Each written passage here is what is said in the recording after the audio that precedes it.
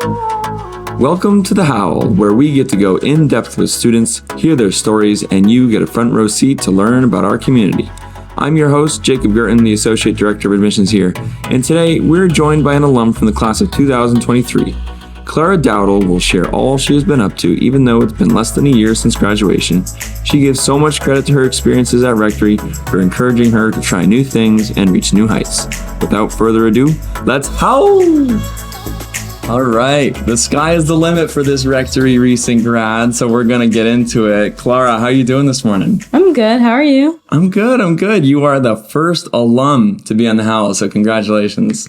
Thank you. Very exciting. So we're going to get into a little bit about some history for you at Rectory, just for those of you listening or watching that don't know. So we'll get to know you a little bit, talk about some of the things that you were a part of at Rectory, and pay attention to some of the things that you've been doing for the last 8 months, which is a lot of exciting things. And there's some special guest questions that we have for you. So let's get into it. But when you first came to Rectory, I remember touring you around. So for everyone else, talk to us a little bit about why you first came to Rectory. So before Rectory, I went to a school in Worcester, Massachusetts, and it was like an inner city. It was on Main Street. And my sister switched schools and went to Woodstock. And so we were looking for like a new school and like a new challenge for me. And my grandfather actually was the one who like kind of told me about Rectory and told my mom about Rectory. And so then we came and toured, and then I really liked it. And yeah. Oh, well, please say thank you to your grandfather, because Rectory is certainly the benefactor of having you here. But tell us a couple of things that you were a part of, teams, clubs, any other activities and things that you were doing here at Rectory when you were here. So starting off with music, I was part of the orchestra. I play violin, so that was really fun. And then I was also part of jazz band, and my mind's like going blank right now. I know. This is a new experience. Not many students have done a podcast, so you're doing great off the bat. So don't feel too much pressure. You're doing great. I did lacrosse, which was so much fun. I love lacrosse. It was easily my favorite sport. And I did fitness. Sometimes I did cross country. I did that for 1 year. And outside of school, I play field hockey still. I actually have a tournament today. Nice. But besides that, I help a philanthropy group with my like neighborhood friends, and we have for a while, raising money for cancer and the PMC, which is a bike race that all funds the Dana-Farber Cancer Institute. That's so cool. That's awesome. Those are the main things that I did. Yeah. And you definitely did a lot of community service on campus too, which is a little bit of what we're going to get into later today, talking about your capstone and some other things. But first, let's kind of reflect on a little bit of your experience. So just talk to us about your experience in the community, your friends, teachers, coaches, just kind of just set the scene for us and let us understand how your experience was at Rectory for those 2 years, right? 2 years you were here? 3. 3 years. Well, 7th grade, but that was a COVID year. Yeah, right. So my first year was a COVID year, and not many schools were, like obviously not many schools were in person, but Rectory was somehow both, and I benefited from going every single day with the masks and plastic dividers on each desk, but it was definitely different because I was never, I didn't even expect, looking back, I'm kind of shocked that I even made it, because there were so many different, languages being spoken. There are so many, different people that I've never seen before. Obviously, it's different when, I wasn't sheltered, but, in my old school, it was mainly just, white and black kids, and no, Asian, no other ethnicities, and it was really cool to, learn about people from other countries and learn about their culture. And that, I think, was the biggest change. Yeah. Because, I still, think, I'm how did I even survive? Not survive, but it was great because just so much to learn, right? Aside from all your academic stuff, you also have to, learn how to these different groups of people and how to to connect and learn and just be a part of that community where not everyone's from the same place. So that's really cool. Talk about your friend group. Oh my God, I don't even have one because some people have like certain friend groups that they stay a part of, but really if you ask any of my friends while I was at Rectory, I kind of hopped around a lot. Like, and because I was a part of music, I was a part of the student council. Actually, I didn't mention that. In ninth grade, student council, sports, and I was also a day student, so like still being friends with boarders was like not abnormal, but it was like harder because they aren't necessarily, you're not with them every second of the day. Yeah. But like my friend group, I mean, day students, my friend Rowan, Brooke, I met my like lifelong friends. Yeah.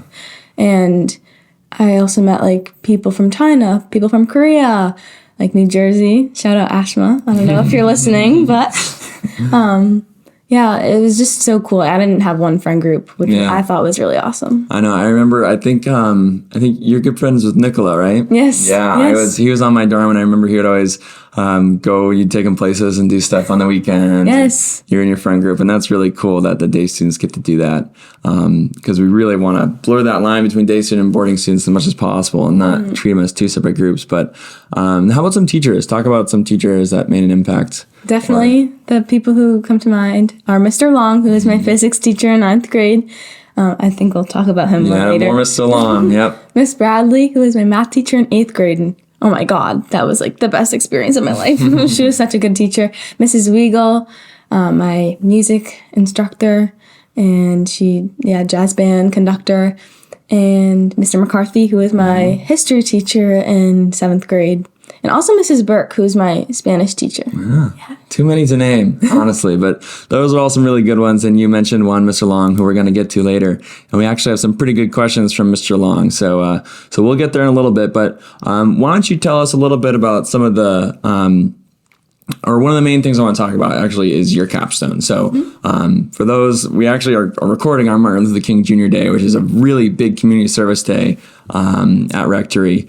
And, one of your capstone really was a big part of community service. So talk a little bit about capstone, because it has some really unique, it was so popular, and it was such a unique thing that not many students have done before. It's actually carried over to this year, and a lot of student council has kind of, taken the torch from you. So you were the one to light it. And talk to us a little bit about capstone, and maybe just first provide like what capstone is, and then what you decided to do, and a little bit about it. Okay, yeah, I love talking about this. So capstone is a big project that you do in ninth grade.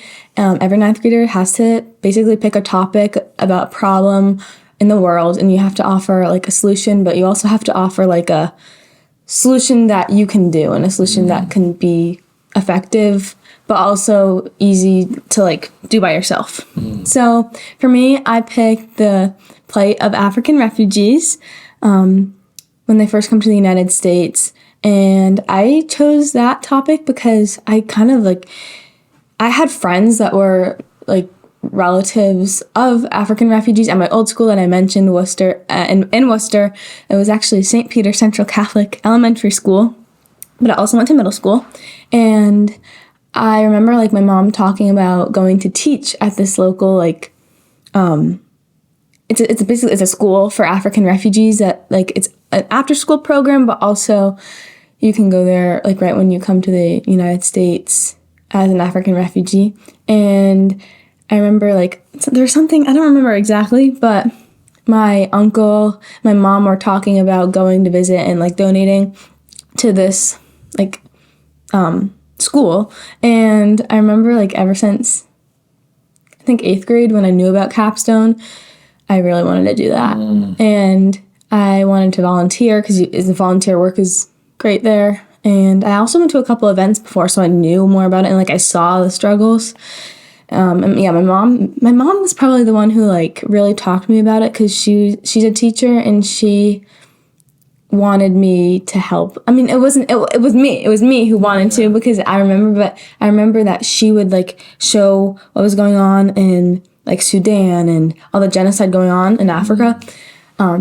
Quick story time. I was in a Uber and my parents were like, the driver was from, he was a lost boy from Sudan. And I remember he was like telling us about what he actually like went through. And that's when I was like, whoa, because I never really understood. You're like really touched by it. Like it's in front of you. It's not just like on exactly. The news, like all the other. And one more thing. Sorry. No, keep going. It's good. That's when my mom was like showing me what was going on. So that was like the moment. I think maybe it was in 6th grade, and that's what like really made me want to do that for my capstone project. Wow, that's super cool. Well, and so then it kind of transformed to be like a Saturday morning thing. I don't know if it was, maybe it was definitely during MLK Day that you guys did it, but then the rest of the year. Good morning, everybody else who might be hearing that bell.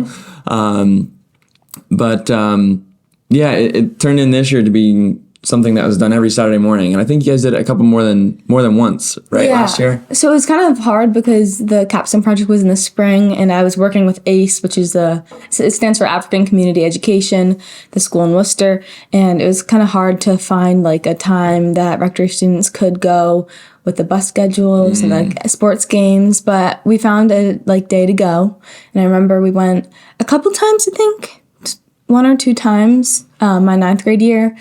And it was like mainly all 8th graders. And then I was communicating with student council members like Jerry, Amy, Ethan. Ethan was featured on this podcast. So if you want to go check his podcast out, you can too.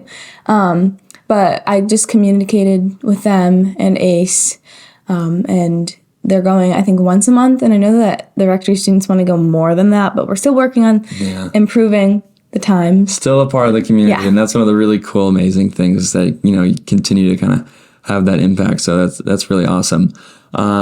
Well, the next stuff that I want to get into is kind of woven all together with Mr. Long and Melp and some of the recent stuff you've been doing. So I think we'll kind of talk about Melp while we're talking about what you've been up to. So why don't you tell us what you've been up to the last 8 months significantly? You've been flying to new heights, so to speak. Some really cool things. So tell us about that. Well, should I start at Melp? I don't even know where I start. Yeah, just tell us about your like what you've been doing, like what you recently just did, and then I'll ask questions and we'll talk about Melp and learn. Perfect. So I'm a student at the Woodstock Academy in Woodstock, Connecticut, and they offer like flight classes, not flight classes, but like classes revolving flight, like aerospace engineering, and they also do ground school. But I've recently wanted to be a pilot. Not recently, I mean, it's kind of been a recent thing, but for Christmas this year, I got like an early kind of Christmas present, and I got to do an intro flight, which cool. For those of you who don't know, there's no age limit, like there's no age requirement or age limit that you can be when you fly with an instructor for the first time. So basically what an intro flight is you go with an instructor and you fly a plane, basically.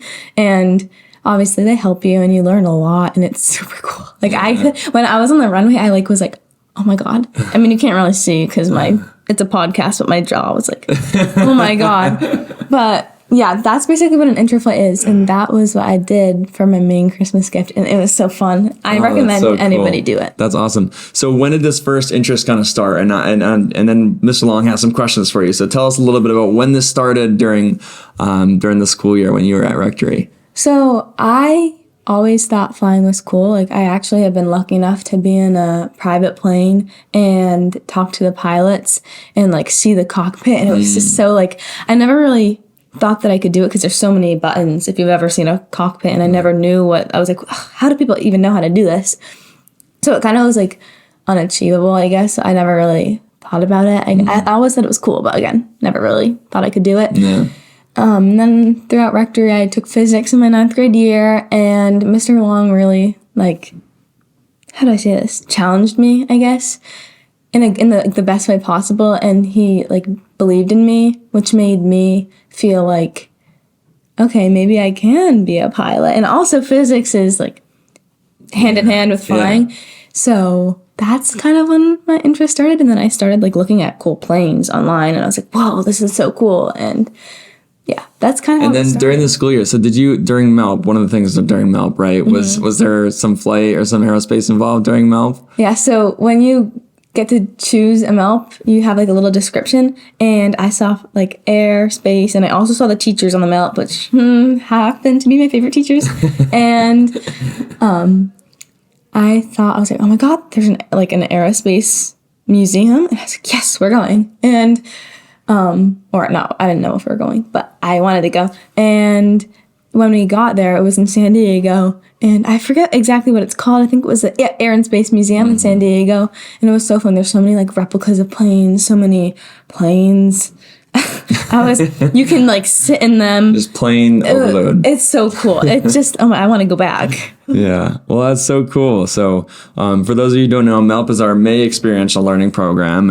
I think it's been May ever since you've been here. It used to be the March, but after COVID, it changed to May. But that's been a super cool experience. So we're going to jump right to Mr. Long, because Mr. Long has a big role in this about physics and take you on your MELP. So we're just going to let Mr. Long kind of lead the rest of the podcast from across the globe in spirit. So he's with us in spirit, but these are some of his questions. So one thing he wants to know is what science you're currently taking at Woodstock, and what advice do you have for students currently taking physics? Okay, so at Woodstock, we have a semester, Okay, so you have 4 classes, and then, every day, and it's basically a year's worth of classes. So I technically am not taking a science currently, but I will be taking biology this year. Okay. Which is next semester, which starts next week. So if you guys are confused, it's 4 classes, and then those classes end for the most part, unless you have a class that continues. But 4 classes end, and then you start in entirely new classes. Okay. That's so cool. Less classes, but more it's more time. condensed. Yeah, but you have more time to focus on those classes, and I really like it because it's the classes are longer, but you get to honestly understand the understand the. Yeah, you just spend more time doing it. It's not like you have to learn 10 things. You just have to learn 5 things or 4 things in that case. Yeah, exactly. But biology is my science. And advice to students currently taking physics, definitely question everything. Mr. Long was he encouraged me to ask questions, because before I was kind of nervous because, I don't know, I was just kind of nervous. I feel like that's normal for most teenagers. Yeah, physics is intimidating. It was intimidating for me when I was in high school. Yeah, it's logic, but sometimes the logic doesn't make sense. But then if you ask questions, then it's gonna make sense. Yeah, once you start making those connections and exactly. Yeah. All right. Cool. Well, Mr. Long is saying that MELP is there's so many wonderful options for MELPs, and you did kind of answer the question of why you chose San Diego, for the air and space, right? But what, in your mind, what is the purpose of MELP, and is it more than just relax and vacation? So how do you think of MELP when you think about MELP? So I think about MELP is learning, but you don't really know that you're learning. You understand after the experience, and I think it's mainly experiments that you do. So you get to be out of your comfort zone, and I went surfing. That was so cool. But I also surfing in Connecticut. I know, and I also went to an Air and Space Museum. You just it's so cool. And although you get to spend time with your friends, and you get to be to a place where you probably haven't ever been before, that's kind of you learn. I mean, you also learn about the culture, but it's mainly the experiment part. I think that how you learn during MELP. Cool. And then Mr. Long's last question. So Mr. Long's heart melted when he heard and saw what you were doing online, and he was, Mr. Long has touched a lot of students at Rectory, and that means a lot to him, right? That's why he loves what he does. And unfortunately, he's not with us here anymore. We miss him. We love him. So Mr. Long, we love you. Hope your family's doing well in China. But not just Mr. Long, but for all teachers, how do you feel that the bond between teachers and students is special about Rectory? What's different about Rectory, about your experience here, that was unique, and just kind of elaborate on that. So I think that because class sizes are so small, you kind of get to know your teacher more, and I think that is kind of what builds the bond, because it's a smaller kind of type of environment. And I also feel Rectory has, I don't know if it's not a policy. What's the word? I can't think. They want every student to have a teacher that they feel comfortable. Yeah, it's just an intention. Yeah, right. That's the word. Thank you. And I mean, I think they do a very good job with advisory and enrichment. So if you like have any questions with teachers, you can like ask them questions during enrichment, and then you can talk to your advisor about certain things. And I think that that's kind of what builds the connection. But also, there's so many like teachers, and like I was close to teachers that I never even had. Yeah. And I mean, obviously it helps to have them in class, but sports help totally. Like Mr. Woodard, he was definitely one of my teachers that he coached me in like fitness. And I think it's easy to get to know teachers because you're with them so much. Yeah, definitely. All right, awesome. Well, that's that. Unless you have any questions for me, Clara, I don't know. I feel pretty good. We got to see a lot of the cool stuff that you're doing, and it's been so great talking to you. So, thank you. Yeah. You too. Thank you so much for joining. So that is the bulk and the good part of the interview. Not that it wasn't fun, but we're gonna move on to the more fun part. Okay. The trivia part. Drum roll. All right. So I don't know how you'll do for these questions, but I have a couple, and we'll try the best we can. Okay. All right. Good luck to me. And yeah. Yes. Good luck to you. So this one's a hard one.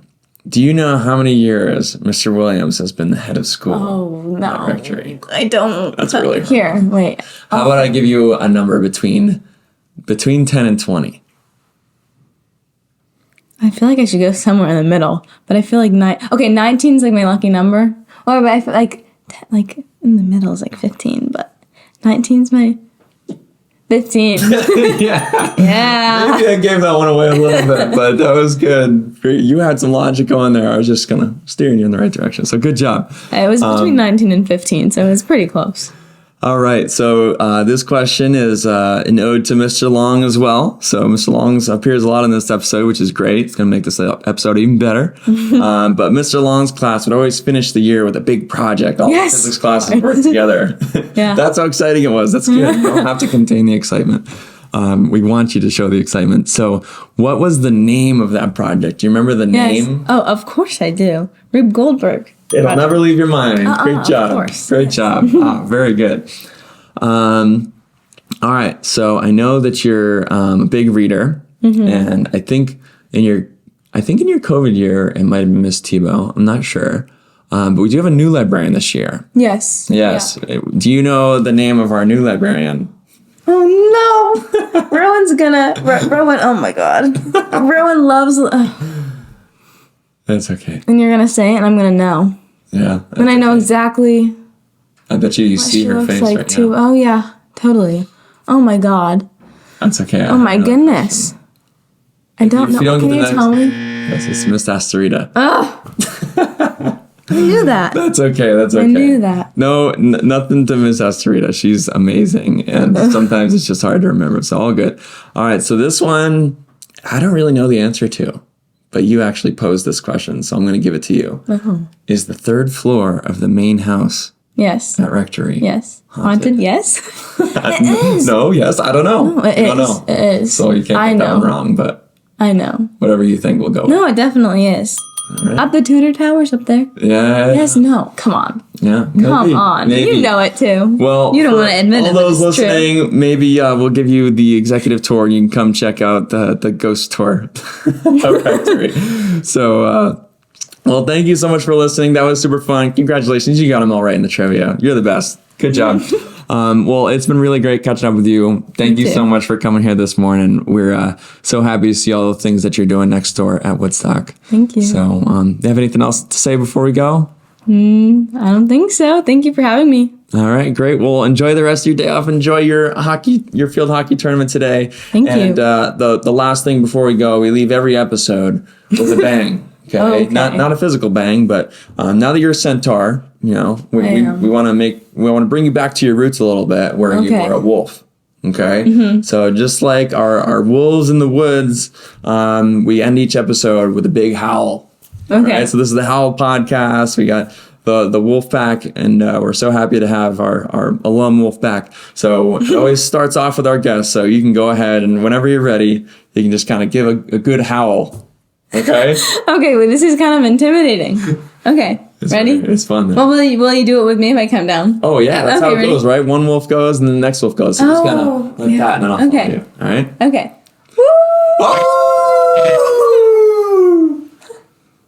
All right. Well, thank you so much, Clara. It's been great today. I appreciate you, and this is not the last time we'll see you on campus. So, good luck in the rest of your school year, and thank you so much for coming in bright and early today.